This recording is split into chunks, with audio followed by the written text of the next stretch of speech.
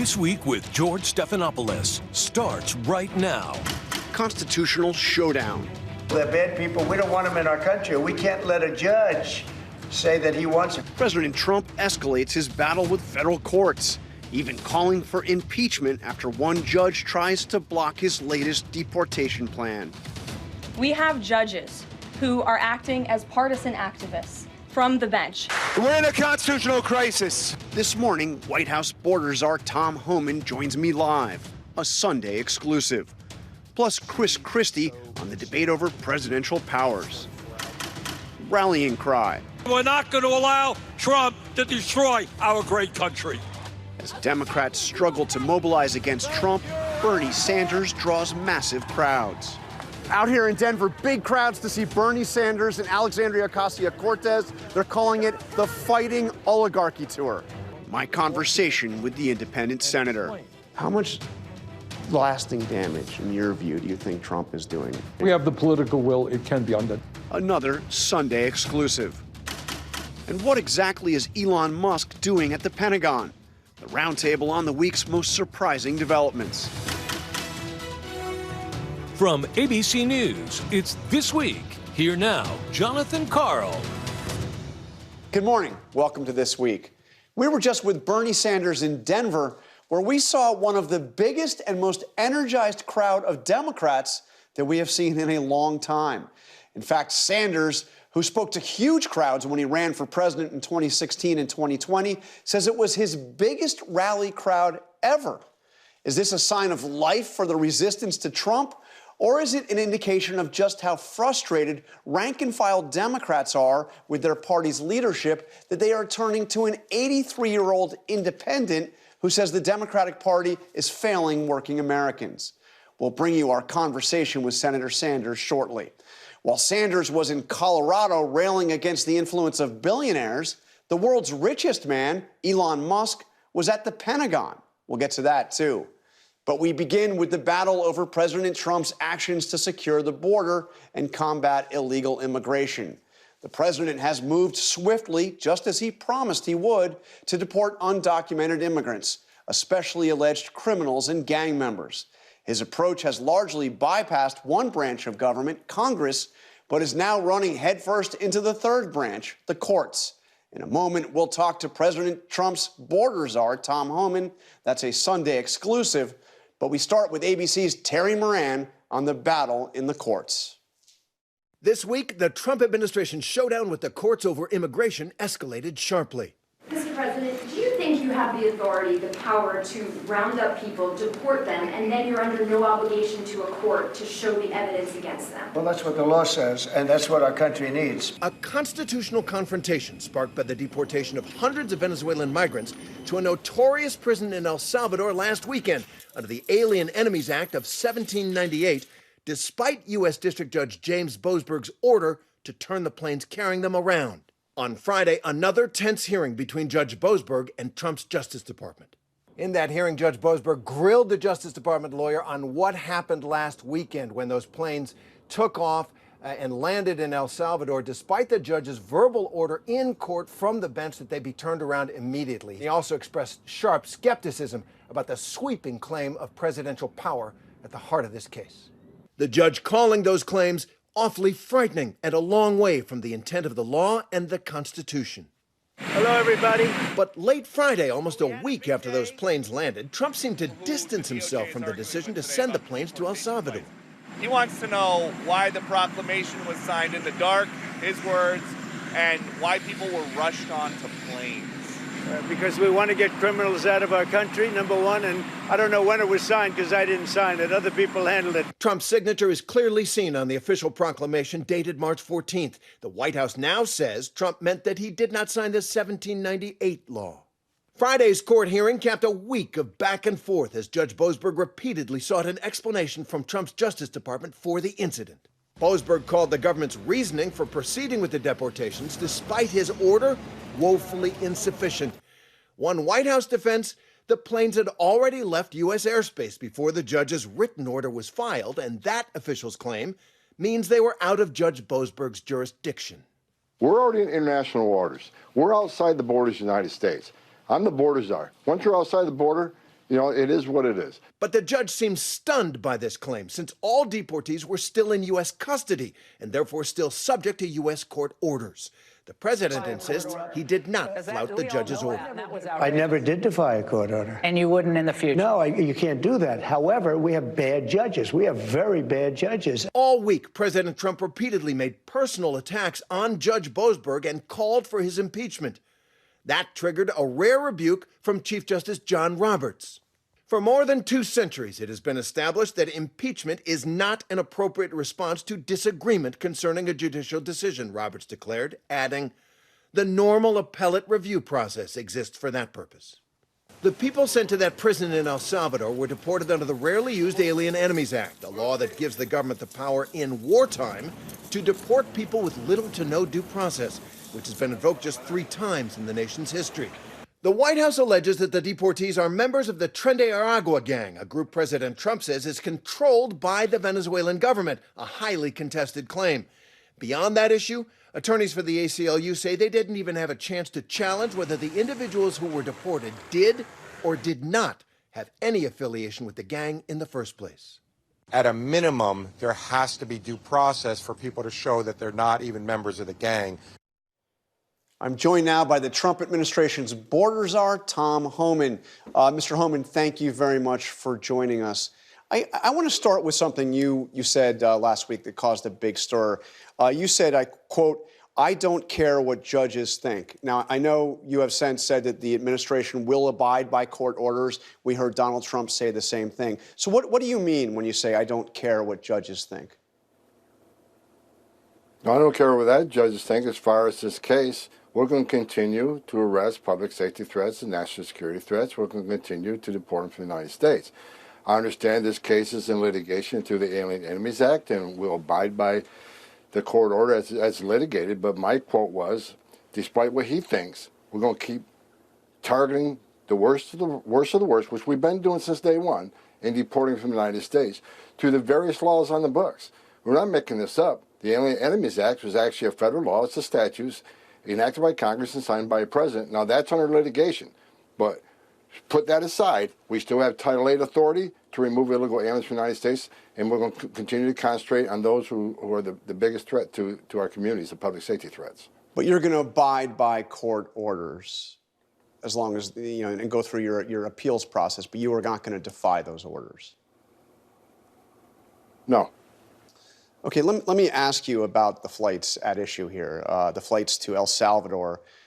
You have said that everybody on those flights had ties to the Venezuelan gang Tren de Aragua or to MS-13. Can you give me some background, help me understand how these people ended up there? Are these people that were recently arrested? No, some were, some weren't. Some have been in custody for a little bit, and some on that plane were Title VIII removals, which means they were ordered removed by the immigration judge, and some others were removed through the Alien Enemies Act. And I think about 240 on that flight were Venezuelan gang members, TDA, and I think we had 21 MS-13 members and a couple, specific MS-13 cases, but as far as the Venezuelans on that flight, every single one, according to the information given to me from the field, are members of the TDA. And TDA has been determined to be terrorist organizations. They are now classified as terrorists, so that plane removed 240 terrorists from the United States. So how do you determine, or how do your people in the field determine that somebody is a gang member? Look, there's various methods. I've noticed in the media this week, a lot of them don't have criminal histories. Well, a lot of gang members don't have criminal histories. Just like a lot of terrorists in this world, they're not in any terrorist database, right? We only know the information what's in databases based on, for instance, most terrorists we arrest that are identified by the U.S. government are later identified through a Title III investigation or through an undercover operation. They're not in any terrorist screening database. We know that. A lot of gang members, I started as a cop in 1984. Many gang members don't have a criminal history. So we have a count on social media. We have a count on surveillance techniques. We have a count on sworn statements from other gang members. We have a count on, wiretaps and Title IIIs. everything involved with criminal investigations come into play. So just because someone hasn't been arrested and charged with a crime yet, doesn't mean they're a member of a gang. But how do you, I mean, what we've heard from lawyers representing some of these people is that they deny that they're members of this gang, or either, you know, Tren de Aragua or MS-13. Do they get a chance to prove that before you take them out of the country and put them into a notorious prison in a country that they're not even from? I mean, do they have any due process at all? Confidence. Look, due process. Where was Lake and Ronnie's due process? Where were all these young women that were killed and raped by members of TDA? Where was their due process? Well, the people that did that should be prosecuted. Alive on a subway. Where's her due process? Well, sure. The bottom line is that plane was full of people designated as terrorists. Number one. Number two, every Venezuelan migrant on that flight was a TDA member based on numerous criminal investigations, on intelligence reports, and a lot of work by ICE officers. Matter of fact, 2 days after that flight took off, I even had a discussion with the acting director of ICE, and he reiterated that every Venezuelan on that plane was a known member of the TDA. So a lot of officers, a lot of criminal investigators, special agents who've done this for decades, looked at the intelligence information, the criminal investigation information, all the various social media and surveillance and government records and public records, and they are confident that they're all members of the TDA. And I'm not surprised that a member of the family saying they're not a member of the TDA, but they were given due process according to the laws on the books. See, that's the difference between the Trump administration and Biden administration. We're actually using the laws on the books to enforce immigration law and secure the border at the highest level it's ever been. The Biden administration not only ignored the law, they violated the law. Like District Court in District 5 said that not only are they violating law, they're actually ignoring the law altogether. We are using the laws on the books to enforce our borders, immigration laws, and the interior enforcement enforcement.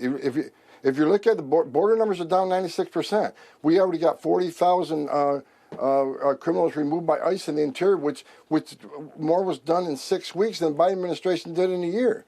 We're using the laws on the books. We're not making this up. Everything we've done is based on a statute that was enacted by Congress and signed by the president. The president quickly, by proclamation, invoked the authorities he has under the Alien Enemies Act, which he's allowed to do. But let me ask you one specific example, and there are many, but one specific example is somebody that was on one of those flights. His name is Jersey Reyes Barrios. He was a professional soccer player in Venezuela, and his lawyer says that he was caught up in this because he had a tattoo that he said was chosen because it is a tattoo that is similar to the logo of his favorite soccer team, Real Madrid. It says he's got no criminal record whatsoever and has never been a gang member. Now that person is now apparently in that prison in El Salvador with no ability now to contact his lawyer, no rights as far as they can tell, no rights at all to defend himself or prove his innocence. I mean, what happens to somebody like that? Well, look, they can make those claims, and of course we have information that says the complete opposite. A member of TDA, affiliated with TDA, which again, will you release that information? It's a terrorist organization. Will you release the information? Look, that's going to be that would be litigated in the courts with this judge. I'm not going to get into every specific case because there's 260 cases. We got to count on the men and women who do this every day for a living, who designated these people as members of TDA through, like I said, various law enforcement methods. This will be litigated, but as of right now, I've been assured by the highest levels in ICE that every one of these members, every one of these Venezuelans are members of TDA. There's going to be more litigation on this case, I'm sure. But what was done by the Trump administration was exactly in accordance with federal law, again, enacted by Congress and signed by the president. We're not making this up. We're enforcing laws around the books. All right, let me turn to the situation at the border itself. You have now more than 10,000 U.S. troops deployed to support your mission at the border, and 2 Navy destroyers that have been deployed to patrol the waters around the border as well. How long do you expect you are going to need that level of force, military force, at the border? Because as you just mentioned, the numbers are way down. I mean, they are dramatically down. They are down. Illegal entry is down 96%. What's most impressive is known gotaways. Known gotaways under Joe Biden, were on average 1,800 people a day across the border, weren't apprehended, weren't processed, weren't vetted. We don't know who they are, where they came from. That's a huge national security issue. Known gotaways are down to, double digits now. But, we're not going to be satisfied till that known gotaways down to 0. We're going to secure that border, make sure no public safety threats or national security threats cross that border and get away. So, look, like we knew what would happen as we secure the southern border, the land border. Some of these groups are going to take to the maritime. They're going to take to the water. So we're, got the Coast Guard, you got CBP Maritime Patrol, we're going to have the Navy out there looking at the maritime. And again, it's just not about illegal immigration. It's about people who come to this country to do us harm. It's public safety threats, national security threats. You look under the Biden administration, we had over 400 people on terrorist watch lists that were arrested trying to sneak in the country. But we got 2.2 million gotaways under Joe Biden. 2.2 million people paid more to get away. They could have paid less money, just get to the border, turn themselves over to a Border Patrol agent, get released within 24 hours, get a free airline ticket to the city of their choice, get a free hotel room, get 3 meals a day, get free medical care, and get work authorization in 90 days. So why did more than 2 million people pay more to get away? They didn't want to be vetted, they want to be fingerprinted. We're going to secure the border, both the land border and the maritime border, to make sure these public safety threats and national security threats won't get in the country. So we'll use these assets as long as we can till we get to the point where we have total operational control of the border and national security threats have no avenue into this country. All right, Tom Homan, the Trump administration's border czar, thank you for joining us this morning. Talk to you again soon. Up next, Christie on the battle over presidential powers. Was that a stern rebuke of President Trump that we heard from Chief Justice John Roberts this week? And Bernie Sanders says he's done running for president, but why is he now drawing the biggest crowds he's ever seen? We're back in just 2 minutes. To help us break down the showdown between Donald Trump and the courts, I'm joined by former New Jersey governor and former federal prosecutor Chris Christie. So let me start with something I asked Homan. I asked, are you saying, you say you don't care what judges think, but you're going to abide by their orders. Trump has said the same thing. He's not going to defy a judicial order. Do you believe him? I do. And the reason I do, John, is I've known him for 23 years. He has used the courts to his advantage in every aspect of his life, going all the way back to his business career. Even in the early parts of his political career, you remember Trump University, that controversy in 2016, and he had a real confrontation with that judge, but then ultimately backed off, apologized to the judge, and settled the case. Donald Trump knows that in general in his life, courts have been his friend, not his foe. And he's been good at using them. I mean, very good, very effective. But there's an interesting interview that John Yoo, who is a conservative legal scholar who takes a very, kind of, some would say, extreme view on executive power, very consistent with what Trump has been saying. But he's warning, I'm going to read a quote from John Yoo, "I worry there might be some people in the administration who would actually like to defy a judicial order, which I think would be a terrible mistake." So Trump, you say, is going to abide by these orders, but does he have people around him that would like to see this kind of constitutional crisis? I think what you see, John, is a flip from the first term to the second term. In the first term, I think the person who was most pushing to try to expand their power and push the courts was Donald Trump himself. And then you had folks inside, like John Kelly, like Reince Priebus, like Don McGahn, and others who were saying, go slowly here, Mr. President. We don't want to do this. This is, I think, the exact opposite. I think you have folks like Stephen Miller and Russ Vought, both of whom I know from the first term, who were pushing him to be more aggressive. They now are the people on the inside. And I think Trump may, in fact, be the person who says, I'm not sure that I want to do all of that. So Donald Trump is the moderating influence in the second Trump That's the difference between the first term and the second term, that on this issue, Trump will be the moderating influence. He'll still use it rhetorically, as we saw this week with the Judge Boasberg, but he's not going to. I will be shocked to see him defy a court order, and I think he'll use the appellate process, and he thinks he's going to win most of the time if he gets to the United States Supreme Court. And what we've seen is Trump turn up the rhetoric, of course, as you implied there. He's saying judges should be impeached if they don't effectively rule the way he wants them to rule. This talk of impeachment drew what seemed like a direct rebuke from John Roberts. Let me read you the statement that the Chief Justice put out. For more than 2 centuries, it has been established that impeachment is not an appropriate response to disagreement concerning a judicial decision. The normal appellate review process exists for that purpose.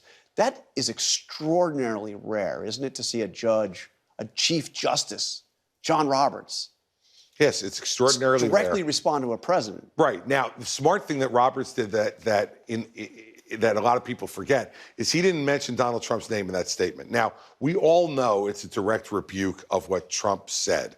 But Roberts is smart enough not to put his name into it. He's trying to make it a much more generic type statement, but it's a generic statement that goes right to the heart of what Donald Trump posted on social media urging impeachment.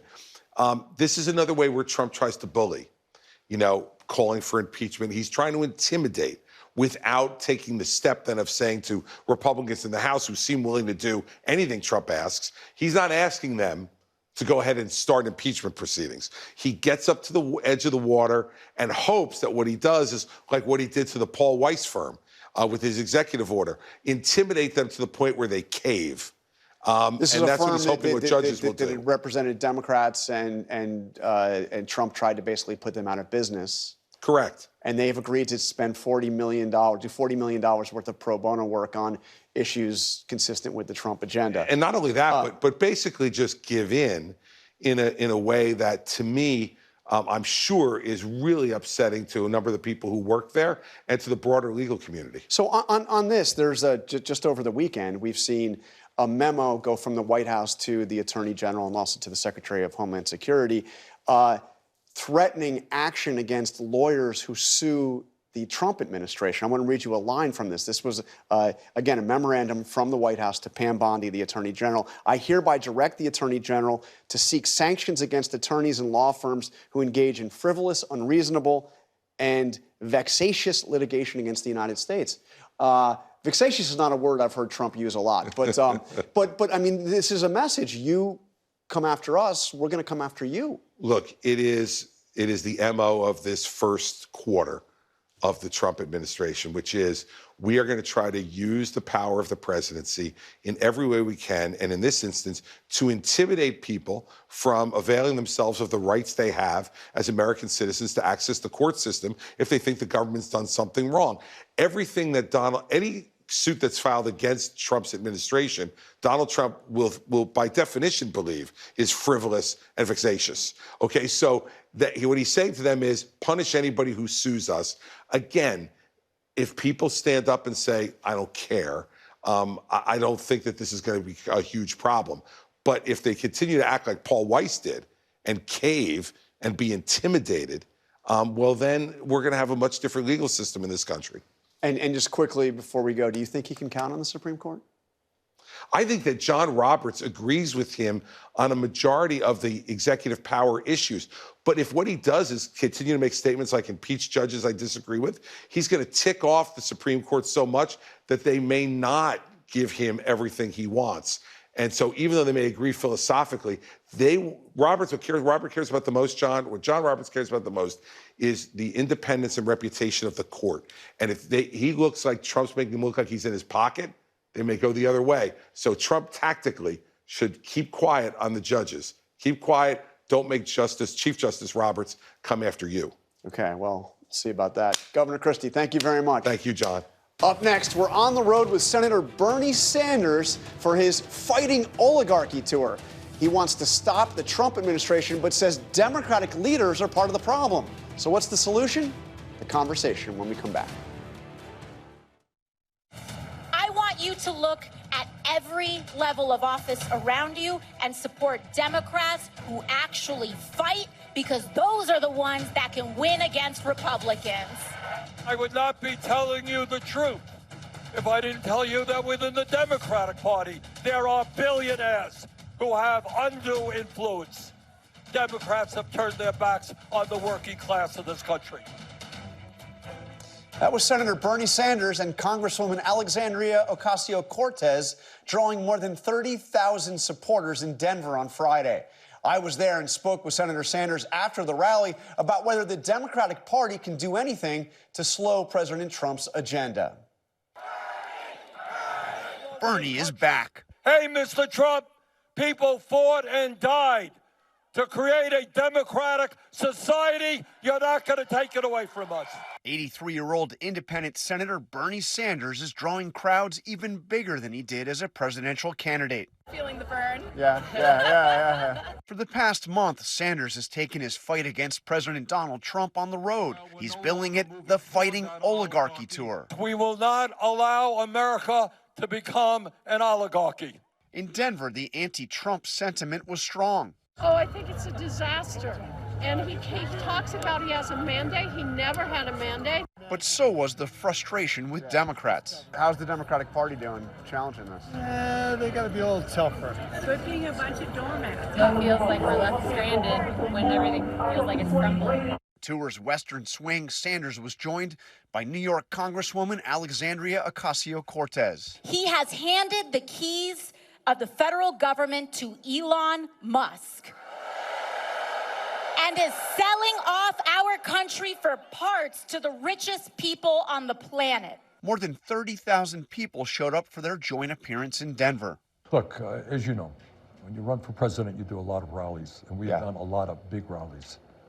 32,000 people here is by far the largest rally I have ever done, and nobody's running for office. That tells you something. So what are you trying to accomplish with this tour? I'm trying to make it clear to the people throughout the world and throughout our own country that the American people are not going to sit idly by and allow Trump establish an oligarchic form of government where Musk and other billionaires are running our government. And we're not going to sit back and allow him to form an authoritarian form of society undermining the Constitution, freedom of speech, freedom of assembly, and undoing what the founding fathers of this country did in the 1790s, separation of powers, making sure that no one person had an extraordinary amount of power. And that is precisely what Trump is trying to do. He wants it all. He doesn't want Congress. He doesn't want the media. He doesn't want the judiciary. He wants all of the power. We cannot allow him to have that. Well, I hear you telling people out there, fight back. What do you mean, though? How do these people, how do they fight back? Well, it's the question. We're working on it right now. But I think, first of all, coming here and showing the world that Americans are not going to sit back and take what Trump is doing is a good step forward. But obviously, what we need to do is what neither political party is capable of doing right now. And that is develop a strong grassroots movement prepared to run candidates, prepared to stand up and question candidates, demand responsibility from their elected officials to stand with working families and not just the 1%. I've been covering you for a long, long time. I've heard you railing against millionaires and billionaires for a long time. Hey, guess what? Is it different? Turns out a few other people are catching on to that, right? Yeah. I have been talking for many years about this country moving toward an oligarchy. And I think anybody who is not dumb, deaf, or blind is seeing precisely what is happening. Trump's inaugural, right behind him, 3 wealthiest guys in America. You know, Lincoln talked about a government of the people, by the people, for the people. Remember? Well, we got a government of the billionaire class, by the billionaire class, and for the billionaire class. That's what we have. So we're about 60 days into the Trump era, the second Trump era. How would you grade the Democratic Party's response?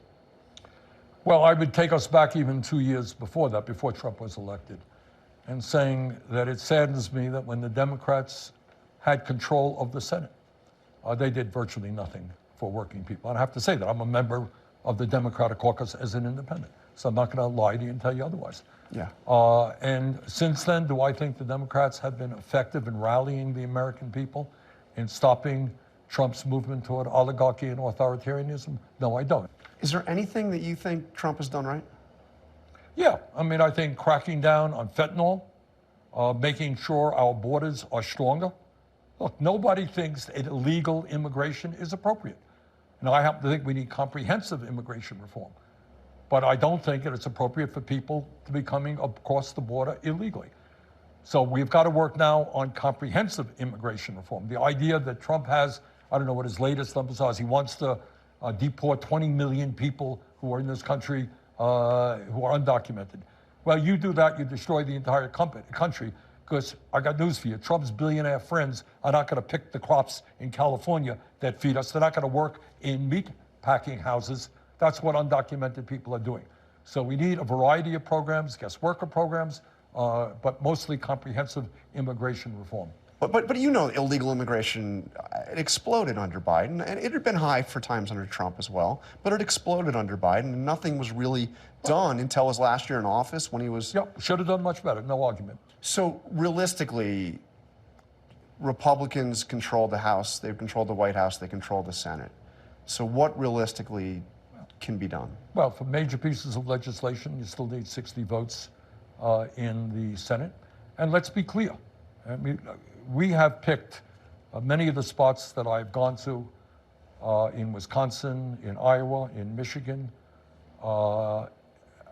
We chose them carefully. Yeah. And those are because they have Republican congressmen who won by small margins.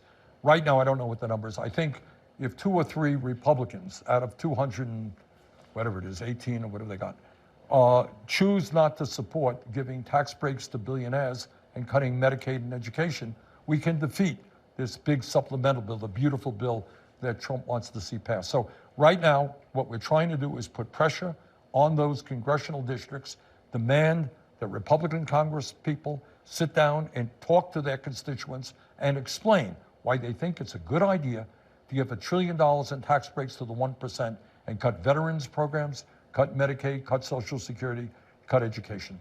You said that the passage of this bill, the continuing resolution, was an absolute failure of Democratic leadership. Who are you talking about? Well, Schumer is the leader of the party, and it should not have happened, period. No question about it. But, you know, when we talk about Democratic leadership, we're talking about the Democratic Party in general. You know, so look, there's been nobody more critical of Chuck Schumer than I have been. And not just on this thing. But the bottom line is not just Chuck Schumer. It's not just Chuck Schumer. It is you got a Democratic Party in general that is dominated by billionaires, just as the Republican Party is, that is operates under the leadership of a bunch of inside the Beltway consultants, very well paid, who are way out of touch with the 32,000 people who are here today. Ocasio-Cortez's criticism of Schumer has been harsher, fueling speculation she'll challenge him in the Democratic primary when he is up for re-election in 3 years. For his part, Sanders doesn't want to talk about whether or not Schumer should remain the Democratic leader in the Senate. And he got irritated when I asked him about the possibility of AOC running, abruptly getting up to end the interview. Okay, you're out there with the AOC today. Do you see her as a future of the progressive? We have one of the untold stories of what's going on in current American politics, is that in the House of Representatives, you have dozens and dozens of strong, smart, disciplined, hardworking young people in the Progressive Caucus. And you know, way back when I first came to the Congress and the House, I helped form the Progressive Caucus. We had 5 people in it at that time. Now they got close to 100. So you got a whole lot of good people. Alexandria is extraordinary. I am so impressed by her work in Congress and she inspires young people all over the country. Would you like to see her join you in the Senate? Right now, we have, as I said, just a whole lot of people in the Congress. Okay, Jonathan, thanks. Wait, I got one more. This is important. Well, I asked you. Okay. You know, you want to do nonsense, do nonsense. No. I don't want to talk about inside the Beltway stuff. I got 32,000 people. I was just asking you about AOC because she was out there with you. No, fine, but I don't want to talk about this. What was the last question? I was just going to ask you one more question about you. I mean, that's all. I was literally your last. What is your question? Well, I mean, it's easier. I mean, I want to ask you about your future. This is the biggest crowd. You said you ran for president twice. This is the biggest crowd you've ever seen. Are we going to see you run again, or what's your future? No, right now, I am very proud that the people of the state of Vermont sent me back to the Senate with 63% of the vote. Right now, I'm Vermont Senator. That's what I do, and I'm very happy to do it. I am 83 years of age, so, and I'm tired. All right, our thanks to Senator Sanders for taking the time to talk to us and for letting us get that last question in. Coming up, what was Elon Musk doing at the Pentagon this week? We'll be right back. Let's bring in the roundtable. Former DNC Chair Donna Brazile, former Trump Justice Department spokesperson and Dispatch senior editor Sarah Isgur, ABC News contributing political correspondent and Politico Capital bureau chief Rachael Bade, and NPR White House correspondent Asma Khalid. So let me start with you, if you don't mind, Donna. What was going on with Bernie Sanders? I mean, the crowd, I haven't seen Democrats get a crowd like that for a long time.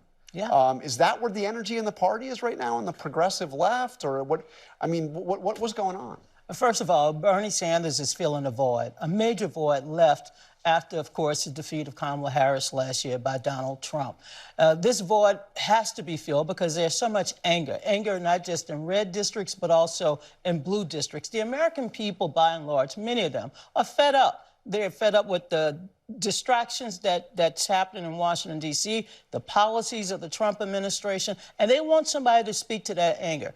Bernie Sanders is not speaking to the left or to the right. He's trying to make the case that this is a real fight between the very top. He's not speaking to the left? No, this is about the top versus the bottom. You got to listen to Bernie Sanders. I've been listening to Bernie Sanders for 40 years. Yeah. And the one thing you should know about Senator Sanders is that he is a man of true convictions. You could disagree with him on policies, but he understands what he's doing. He wants to really waken up that soul inside the Democratic Party and perhaps independents that says, we're going to fight back. We're not going to take it anymore. And that's who he is. And also, I have to say this, be careful what you wish for, because there will be a lot of Democrats that will face a primary challenge from our revolution come next year. Well, that's an interesting prediction. I mean, look, like I think Donna's absolutely right. This is the beginning of the starting gun to a bunch of primaries that are going to happen. We were talking about it in the green room. But the problem for Democrats right now is if they're primaried by a bunch of Bernie Sanders, AOC-type Democrats, they're going to have a real hard problem flipping the House. I mean, look, they only have to win a couple of seats. And while these folks really sort of gin up the base, they get people really excited, Democrats really excited. When it comes to independent voters, a lot of those types think Democrats are out of touch. They don't like what they see as sort of Democrats moving further left. So, like, that's not necessarily a win. And the other thing about your interview, I have to say, John, I mean, look, it's one thing to sort of energize the base. It's another thing to go directly after your party leadership. And obviously he dodged that question, tried to get up to leave. Help me translate. Why was he so irritated at even the mention of AOC running for Senate? Well, it's obviously a sensitive subject because he is on Chuck Schumer's leadership team. And so, you know, if he goes out there and endorses a primary challenge to Schumer, I mean, that would be a total bloodbath. But look, the bloodbath is already happening. I mean, people are calling for Schumer to step aside. The problem is Schumer did what leaders do. You take bullets for your party if you think it's in the best interest. And there was real questions about what would have happened in a shutdown? How could Democrats have even won that? I think those things are all really valid, right? And they're sort of looking at over the horizon. But in this particular moment in time, I mean, we saw polling over the last week that showed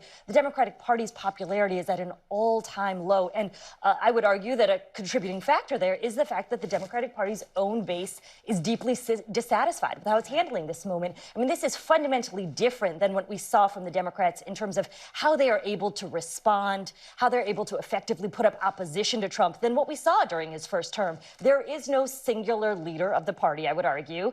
There is no singular unified message. And I think Democratic base voters want that, and you see that. You see that in the polling. They are not happy with the current Democratic Party. Welcome to the Republican Party in 2013. I hope you all enjoyed the break, but the Republican Party had Mitch McConnell, and Chuck Schumer is no Mitch McConnell. So while the Republican Party also did not have a leader, the Democratic Party is even more in the wilderness, I would argue. And remember, in that post-2012 autopsy from the Republican National Committee, is all about moderating, providing common sense solutions, something you hear from the Democrats right now as well. But who actually wins the next presidential nomination? Who actually wins the White House? It's Donald Trump. It's not Marco Rubio. So I think the Democrats may be looking at their future when they see that Bernie was also Sanders. a path to winning back the White House. That's right. And that's who defines parties. We live in such a time of weak parties and increased party polarization, which is an irony. But the parties themselves are incredibly weak. They don't pick their own standard bearers. And that's how Donald Trump was able to take over the Republican Party. You could see something very similar happening for Democrats because the definition of the parties now is whoever wins the White House. And you know, she's absolutely right, because what we saw in 2016 was two populist movements.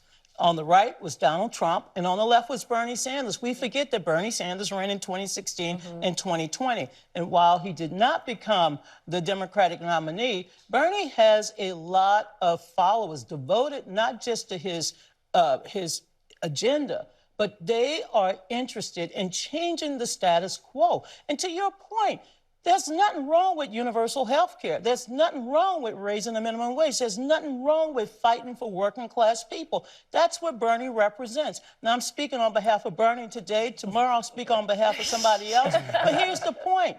He's a fighter. And the American people, regardless of where they're, they want someone to fight. That's why Donald Trump is in the White House. And I think that's why Democrats are frustrated right now. They don't see that fight. We don't have a playbook. We get the frustration, but like, what does the fight look like? I mean, you even asked Bernie in your interview, what do you want to do? And he said, well, we're still coming up with an answer to that. That's literally what he said. It's one thing to take grassroots movement, energize Democrats, and then use that in the midterms, unify your party, use it in the midterms, flip the House, flip the Senate. It's different to energize and then direct it at your own party, and then you start a civil war, which is what's happening. And actually have Congress do the work. I mean, one of the ironies is seeing AOC out there, an incredibly good fundraiser, an incredibly good spokesperson on behalf of the progressive movement, but a congresswoman? She's in the lowest 20 for actual accomplishments out of 435, mind you, in the bottom 20 for accomplishments as a legislator. Not 20%, you're saying 20. 20 human beings.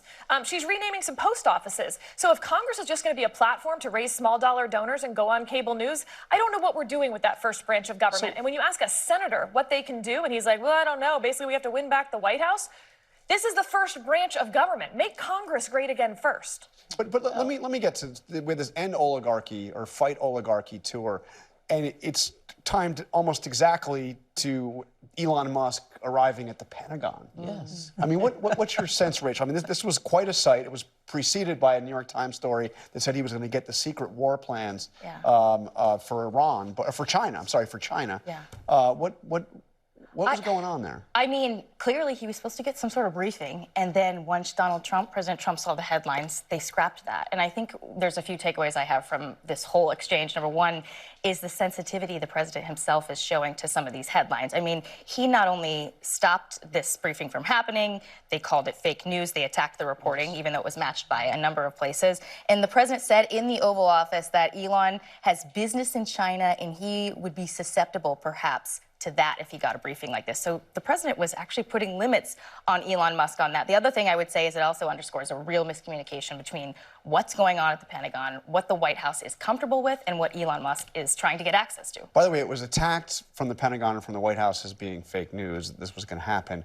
And Elon Musk denounced the leak. So if something is leaked, is it made up or? I mean, I don't know. That's an excellent question. What the perception is that Elon Musk has. But one of the things, look, I will say as a journalist that is deeply concerning is the message about prosecuting the leakers. I would say this is broadly the vision we have been hearing from the administration is to sort of intimidate people they perceive as foes and then try to elicit concessions from this. We are seeing this, I would argue, from law firms. We are seeing this strategy being used at universities. It is an across-the-board strategy to intimidate, try to get concessions, then use those concessions publicly to further tout them and try to, I mean, we've talked about this more with law firms, but we're seeing this across the board as a strategy, and I think it is deeply concerning. Yes. I mean, Sarah, you had over the weekend, as I was talking to Governor Christie about this, memorandum to the Attorney General saying to prosecute or to seek sanctions against attorneys and law firms who do frivolous lawsuits. So what's basically happened is since the beginning of the administration, they've put out 3 memos to punish 3 different law firms that they feel have worked against their interest, including just Trump's interest as a private citizen before he became president this time. Paul Weiss, the last law firm to get that, the executive order said we have a huge law firm, right? This huge, is a big, national, well-established, international law firm. Lawyers were not allowed into federal buildings. Federal contractors couldn't work with them anymore. Anyone who worked at that law firm would not be allowed to take a job in government. And Paul Weiss then settled that with the administration for basically no actual concessions except a great press release for President Trump. Then they put out this memo that says, and by the way, if any other law firm sues us or does anything we don't like against our political interest, we may put out an EO like that against your law firm. So why does this matter? Bring it home. Why does it matter? This is the most undercovered story of the administration. Everyone's following immigration, and I get it, but immigration actually legally is pretty complicated, and the president has a lot of power. This is a retribution story. It is the first time that we have seen the president actually use his power to go after a perceived political foe with all the powers of the federal government behind him, and then use that to threaten everyone else who might consider going behind him. We have not seen a united front from the law firms to say what they're going to do about this, but the result will be that future potential targets of the administration or issues the administration wants to pursue may have trouble getting the counsel of their American choice. Bar Association and all of this. For law firms to put the their ABA profits... at this point has been so left-wing. Anything they do at this point is pretty useless. By the way, he's also stripping security clearances from just about everybody, including people that don't have security clearances. I mean, the Biden family, as far as I understand it, does not have security clearances. I mean, this was the week of retaliation. This was the week of retribution. This was the week that Donald Trump decided that he was going to take out all his All right, we have to take a break. All right, our thanks to the Roundtable. Thank you all for watching. Thank you for sharing part of your Sunday with us. Check out World News Tonight. Have a great day.